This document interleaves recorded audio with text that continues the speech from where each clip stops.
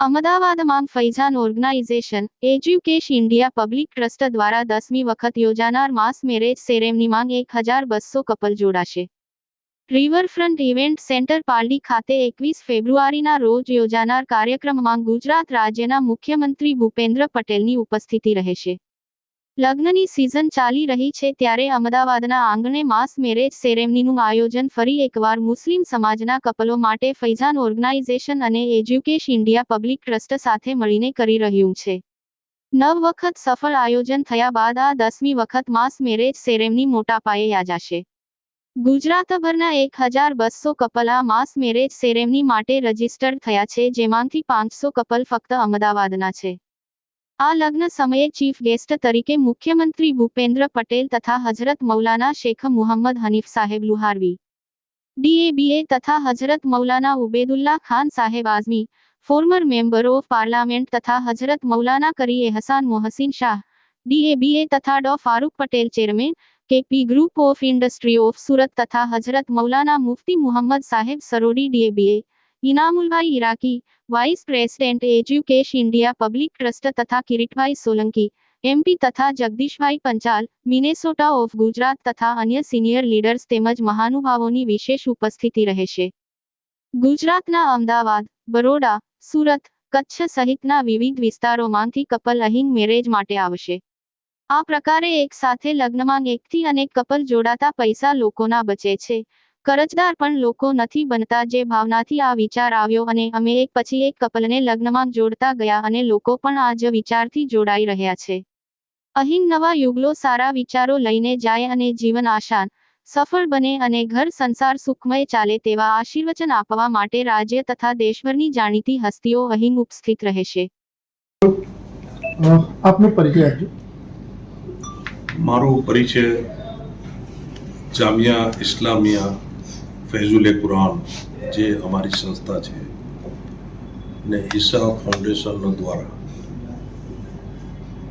અમે સમૂહ લગ્નનો પ્રોગ્રામ આયોજન કરવાનું છે. મારું નામ ઇનામુલ્લા છે. અમારા પ્રેસિડેન્ટ સાહેબનું નામ મૌલવી હબીબ સાહેબ છે. એમના સન છે મૌલવી શાહિદ સાહેબ.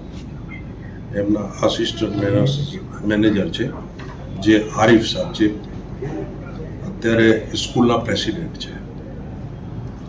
તો અમે સ્કૂલ ચલાવીએ છીએ 12મા સુધી, ગુજરાતી મીડિયમ, ઇંગ્લિશ મીડિયમ.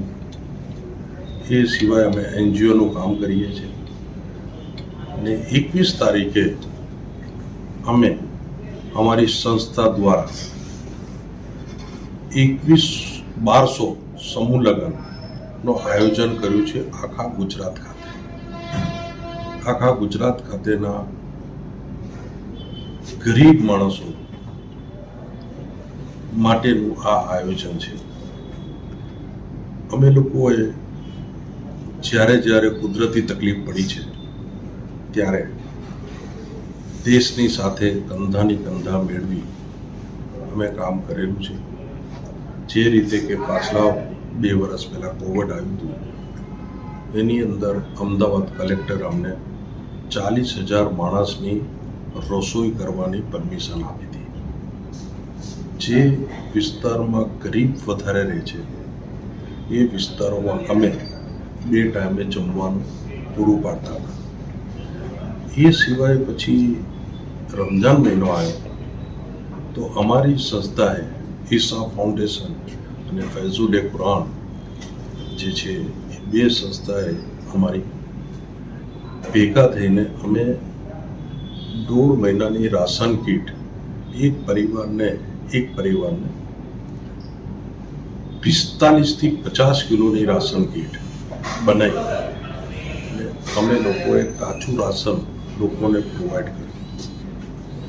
તો જ્યારે દેશમાં ક્યારેક બી આવી તકલીફ ઊભી થાય ત્યારે અમારી સંસ્થા દેશની સાથે કંધાથી કંધા મેળવી કામ કરતી સંસ્થા છે. સેકન્ડ બી આવ્યું ત્યારે અમે ઓક્સિજનનું બહુ મોટું આયોજન કર્યું. અમારી પાસે 50 ઓક્સિજનની ટ્રક ભરેલી હતી અને ટીવીમાં જ્યાં દેખાતું હતું કે આ હોસ્પિટલમાં ઓક્સિજન ખૂટે છે, અમે તરત પહોંચી જતા હતા. ને અમદાવાદ કોર્પોરેશનના અધિકારીઓની સાથે કનેક્શનમાં હતા. ને મેં અમદાવાદમાં 5 મોટી હોસ્પિટલોમાં મોટી ટેન્કો ઓક્સિજનની ગોઠવી હતી. એ સિવાય અમે અમીના ખાતુન હોસ્પિટલ અમે 100 બેડની બનાવી હતી. એમાં ભૂપેન્દ્રસિંહજીએ મહેનત કરીને અમને પરમિશન અપાઈ હતી.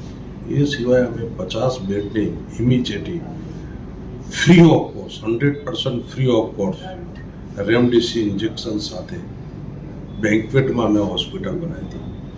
એ સિવાય અમારી સંસ્થા ગરીબો માટે કામ કરતી સંસ્થા છે, જે ગરીબો માટે અમે કામ કરીએ છીએ.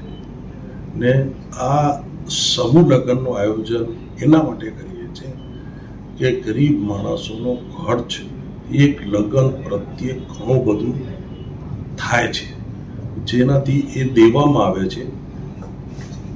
એ દેવાથી એના ઉપર લોડ પડે છે અને આર્થિક રીતે માણસ તૂટે છે. ને છોકરા છોકરીનું પ્રસંગ એટલે એક બાપની બહુ મોટી જવાબદારી હોય છે કે મારી છોકરી ભણી જાય તો એને સારી નીંદ આવે. ને એ કોમના ખાસા પૈસા આમાંથી બચે છે, જેનાથી અમે આ રીતનું આયોજન આખા ગુજરાત ખાતે ગોઠવીએ છીએ.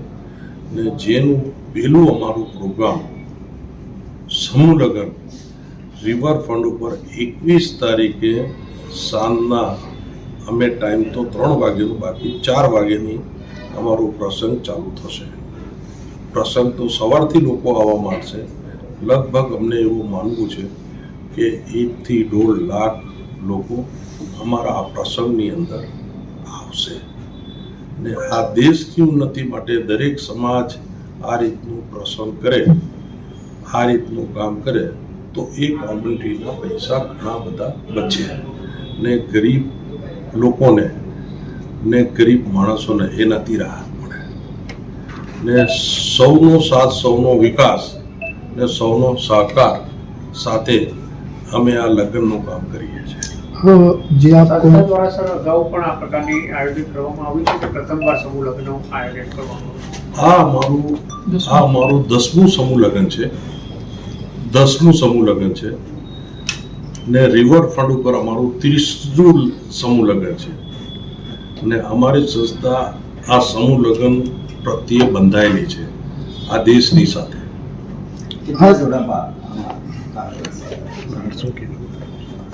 આ સમૂહ લગ્નની અંદર અત્યારે હાલમાં 500 જોડા અહીંયા લગ્નમાં પહેલા દિવસે અમારી સાથે જોડાશે.